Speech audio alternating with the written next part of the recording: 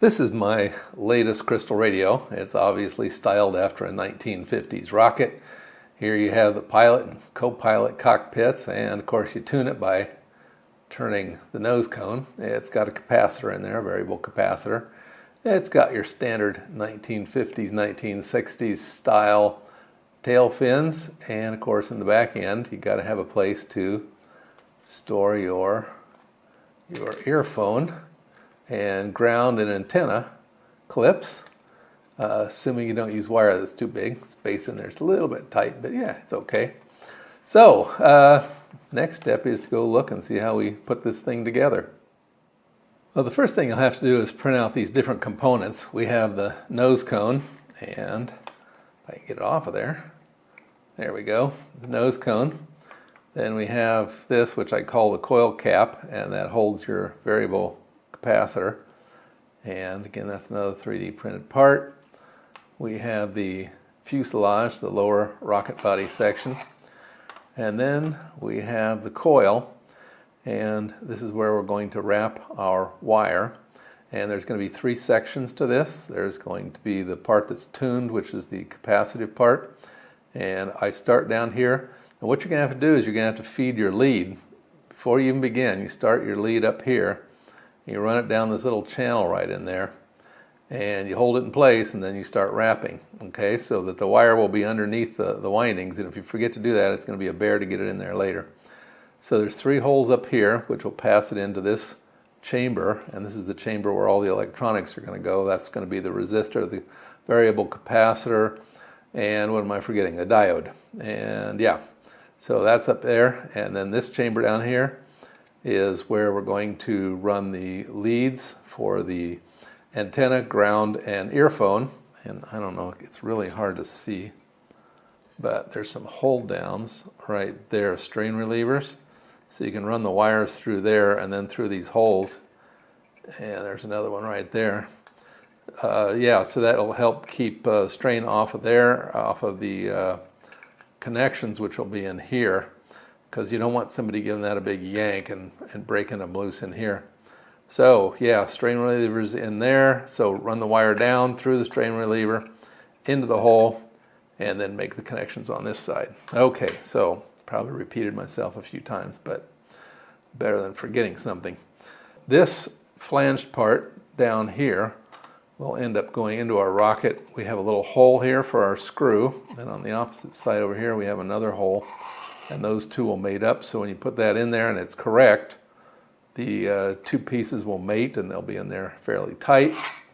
What is next? Let's see. This is notched right here, and those two pieces fit together. So we have two screws for our variable capacitor, and then we're going to have two more screws, one there and one there, and they hold the coil cap onto the coil body right there. And then finally, when you're all just about done, you put the nose cone on here and you'll screw it down, and that is how things are tuned, by varying that like that. Okay, I got it on there cockeyed. Okay, so it'll go like that.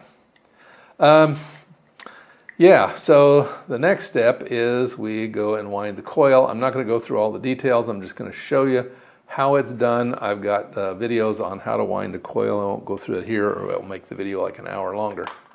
Okay, so here we've got a close-up on our coil, and you've noticed that I put these numbers on here, 21, 32, 84. These are the number of turns in each section. So there's three sections. This is the antenna section, this is the earphone section, and this is the second part of the capacitively tuned section. Now, I should point out that the capacitively tuned section actually covers this whole thing, because the capacitor goes from here to here, the earphone goes from here to about right there, and the antenna goes from here to here, and they all have a common ground right about there. So let's flip over here. You can see this channel I've got in here, and it's got three holes right here, 1, 2, and then the third one's buried underneath here. So what I did is I started here, and you can see the very beginning, and I ran the wire from here all the way through this channel, and then I started wrapping this way. Wrapped until I got to here, then I made a tap, and you can barely see that tap right there, and that tap runs up here, underneath again through the channel. I wound until I got to here. I made another tap, and you can see the tapes over the top of that to hold it in place. And that tap again runs up here. And then I made a gap here of about 3 millimeters. And then I finished winding, and I put the last wire, with antenna wire, up through in that hole. And that is the sum total of our coil. So that coil will fit inside of the body. And yeah. From there, we will start to add components on the inside here. So this is where our variable capacitor will sit inside this cavity. Also, our what do you call that thing? Resistor, and our diode will be in here also. They'll be all soldered to the back of the variable capacitor. Our headphones will come through the big hole, and the two small holes, 1, 2, will be the ground and antenna. Yeah, so that's about it. And we covered the back side of here where we have the strain relievers for the ground antenna and headphones. Okay, so next step is to go start connecting all that stuff up inside there. This is our coil form, and earlier I had talked about the strain relievers down inside here on this end, and they're awfully hard to see. I was going to show you how to use those. So what I did is I made a cutaway of this, and I highlighted those with a marker so you can see there are 3 sets of them. One of them was removed when I did the cutout. So what we're going to do is let's do the antenna wire. Got that sitting here, so it's my red wire, and what I'm going to do is this is the hole that's going to end up down ultimately, but I'm going to start from this side. I'm going to run it through there like that, hold everything in place, grab it with my tweezers or whatever you have, and I'm going to lift it up like this until I have about 1 inch more above the height of the form. Then, keeping everything in place, I am going to poke it down inside that hole. I'm getting in my way. Okay, poke it down inside there, like that, till it comes up this side. Then I'm going to grab it with my tweezers again, pull it up there until it's snug, and then what we have is we have it looped around here, and then we will tie a knot right down in there so that what will happen is the knot will keep it from pulling back through, but this loop will keep the wire from twisting around. And a lot of times what breaks a wire, especially from the solder connection, is it starts twisting round and round, and this will prevent that. Okay, so let's go do the rest of these and then we'll continue on. So we have everything wired together here, and I'm just doing a final check against the circuit diagram. This wire that's loose off here is going to connect to that side of the capacitor. It's this wire right here on the diagram. And this red and enameled wire is that connection right there. Let's see, let's keep working on around. This connection right here is the diode connecting to the coil right there. The other side of the diode comes down here to this triple point, which is right there, and it connects the resistor and one side of the earphone there. The other side, let's see, all this over here is the ground. So it comes in here and it connects this gray wire, which is right there. I know it's hard to see these apart. Connects that gray wire to here. It will be soldered to the center contact of our variable capacitor, and then it comes along here. It connects to the other side of the resistor. There's that part of the resistor. Comes down here and connects to the earphone, which is the other gray wire that's in there. Okay, so now we're going to go solder this together, and then we will assemble it and we will test it, and hopefully we will see some good results. Okay, everything is soldered and somewhat folded, getting ready to go into place. So put that in there, make sure our notches line up like that. Make sure our screw holes line up and put in the top cap like that, and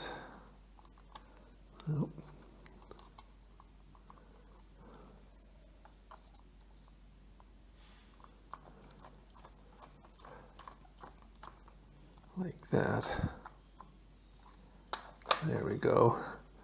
And now we need to place this in our rocket body and put that screw into that hole right there.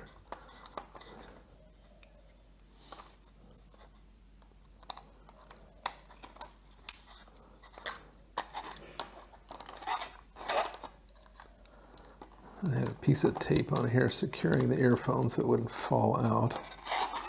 There we go. And so we can get this back in there.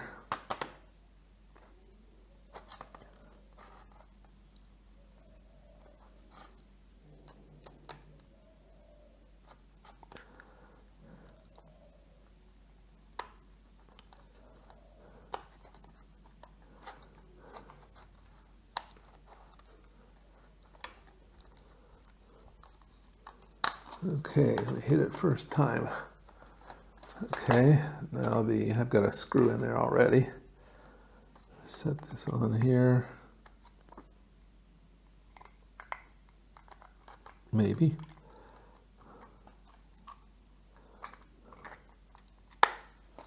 There we go. And one more time.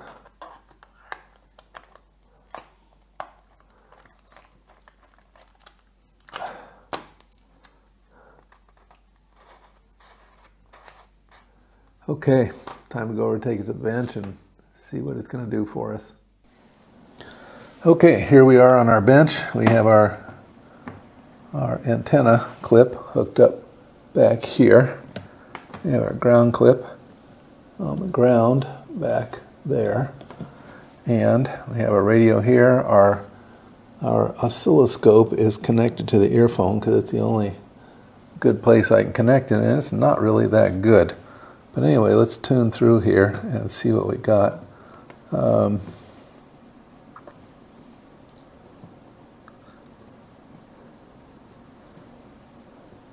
There's one station, and there are two stations.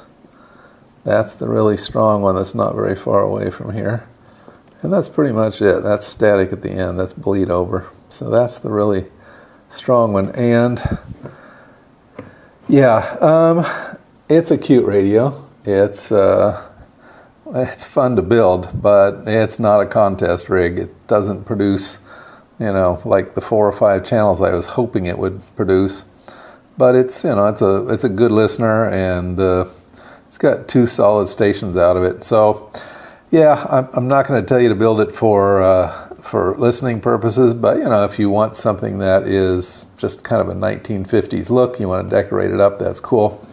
Some notes here: you can paint the nose cone and you can paint the fins, but the body cannot be anything but like a clear acrylic coat. You could put non-metallic decals on here, but that would be it. Otherwise it'll interfere with the coil. I think you might be able to see the coil here. It's the darker part down here.